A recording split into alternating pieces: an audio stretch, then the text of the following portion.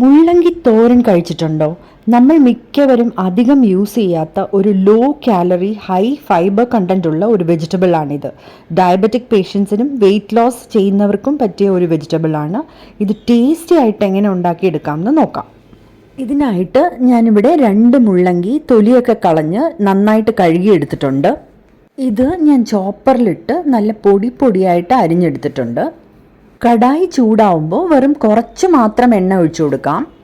കടുകിട്ട് പൊട്ടിച്ച് വെളുത്തുള്ളി ചതച്ചതും കൂടി ഇട്ട് ഒന്ന് വഴറ്റാം. പച്ചമുളകും സവാള അരിഞ്ഞതും കറിവേപ്പിലയും കൂടി ചേർത്ത് സവാള ലൈറ്റ് ബ്രൗൺ കളർ ആവുന്നവരെ നമുക്കൊന്ന് വഴറ്റിയെടുക്കാം. അരിഞ്ഞു വെച്ചിരിക്കുന്ന മുള്ളങ്കിയും ആവശ്യത്തിന് ഉപ്പും കൂടി ചേർത്ത് ഒന്നിളക്കി വെള്ളം ഒഴിക്കാതെ അടച്ചു വെച്ച് വേവിച്ചെടുക്കാം. മുള്ളങ്കി നല്ല വാട്ടർ കണ്ടന്റ് ഉള്ള ഒരു വെജിറ്റബിൾ ആണ്. അതുകൊണ്ട് തന്നെ അതിൻ്റെ വെള്ളം മതി നമുക്കിത് വെന്ത് കിട്ടാൻ. ഇതിലോട്ട് ഞാൻ അലവ് പയറും കൂടി ചേർത്ത് കൊടുക്കുകയാണ്.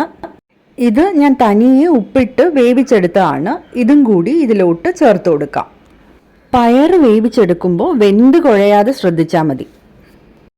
നന്നായിട്ട് ഒന്ന് മിക്സ് ചെയ്തെടുത്ത് ഇതിലോട്ട് തിരിഞ്ഞ തേങ്ങയും കൂടി ചേർത്ത് വീണ്ടും ഒന്ന് മിക്സ് ചെയ്തെടുത്തു കഴിഞ്ഞാൽ നമ്മുടെ മുള്ളങ്കി തോരൻ റെഡി ആയി കഴിഞ്ഞു. മുള്ളങ്കിയുടെ മണവും ടേസ്റ്റും എല്ലാവർക്കും ഇഷ്ടപ്പെടത്തില്ലല്ലോ, പക്ഷെ ഇതുപോലെ ഒന്ന് ചെയ്തു നോക്കൂ.